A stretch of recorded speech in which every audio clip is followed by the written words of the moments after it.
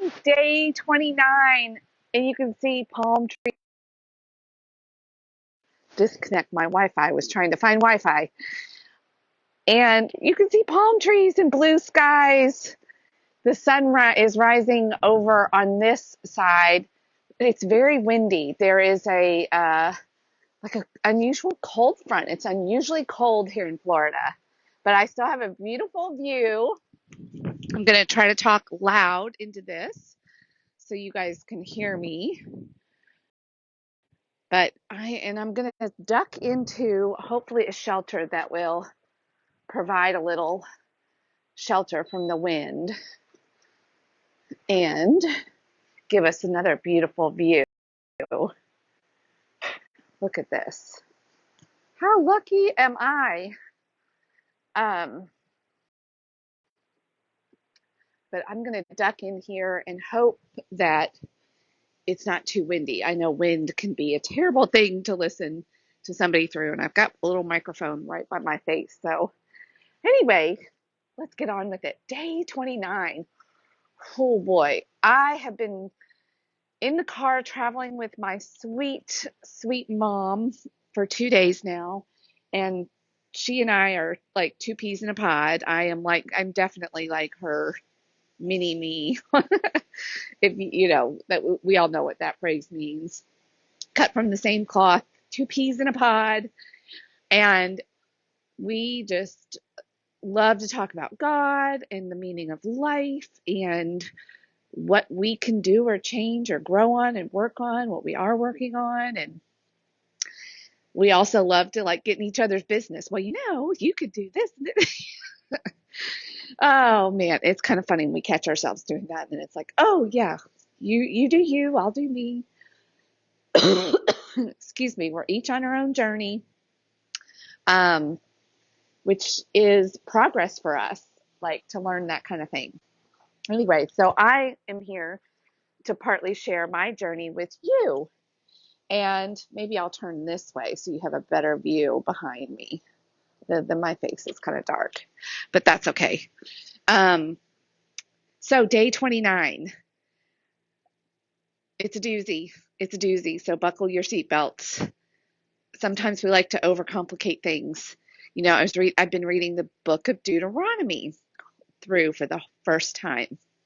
And Deuteronomy is basically Moses kind of recapping their time from Egypt through the wilderness and preparing them to go into the promised land because he does not get to go with them.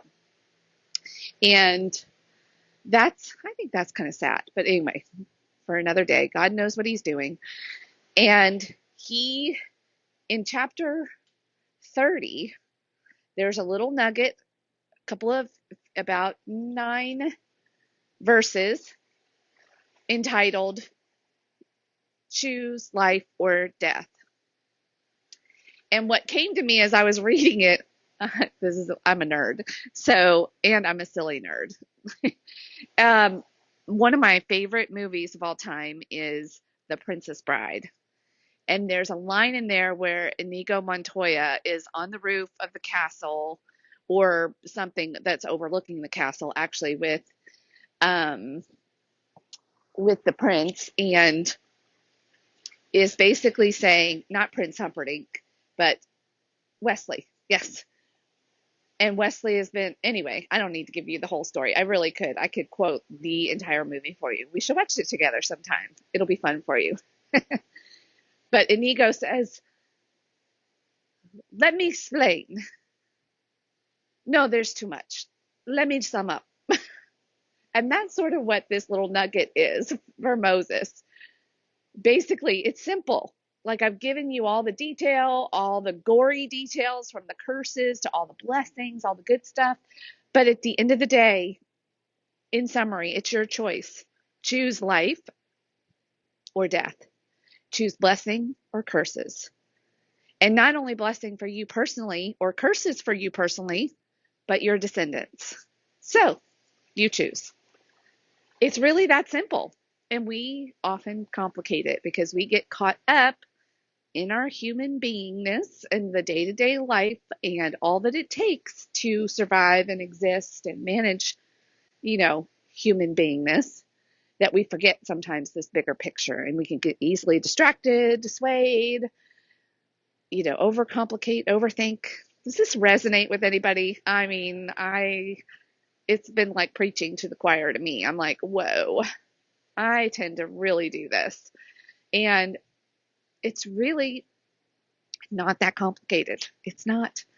Um, the way of obedience, of doing good things, right things in the sight of God. And usually that also means that it's good for those around you. It's for the common good. It's not just good for you personally. It's for the common good, and not just now, but for years to come. And the same thing with our not so good choices that come with negative consequences. We have consequences, is, like, to sum it up even further, you cannot avoid consequences.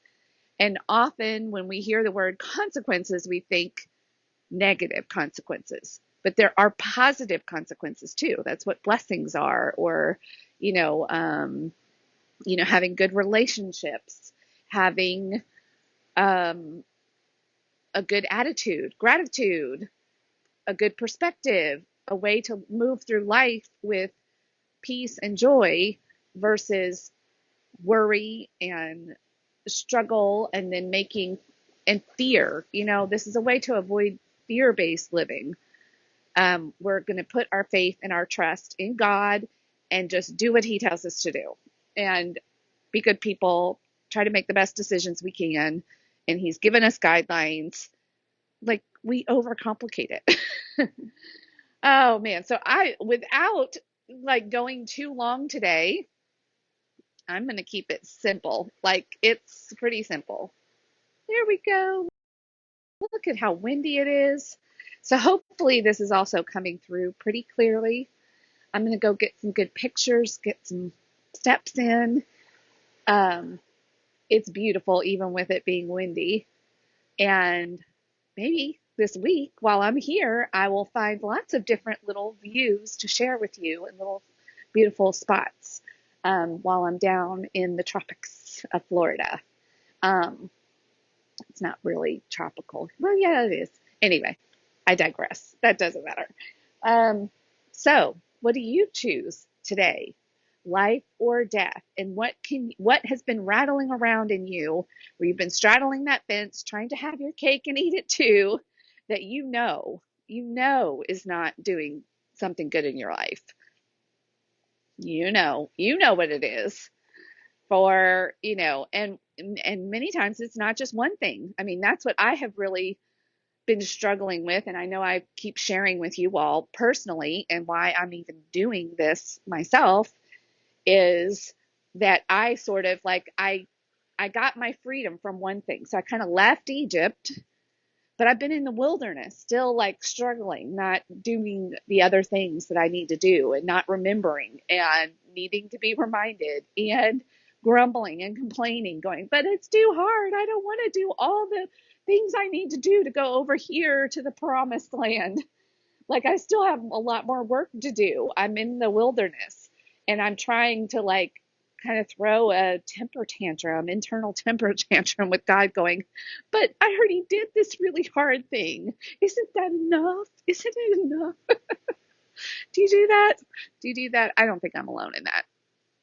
So I'm choosing life, which means I'm taking a deep breath, and I'm going to do some things that I know I need to do. I'm already doing some things, but I'm going to add a little bit more in. Like, I'm ready. I want the promised land. I want the blessings. I want my kids to have the blessings, and my grandkids, and my great, great, great, great grandkids. So I need to show up for myself and for them. That's some good motivation that I need to keep my eyes on the prize for, and for God. Like, I don't need to overcomplicate it by paying attention to my own thoughts too much, or what other people will think.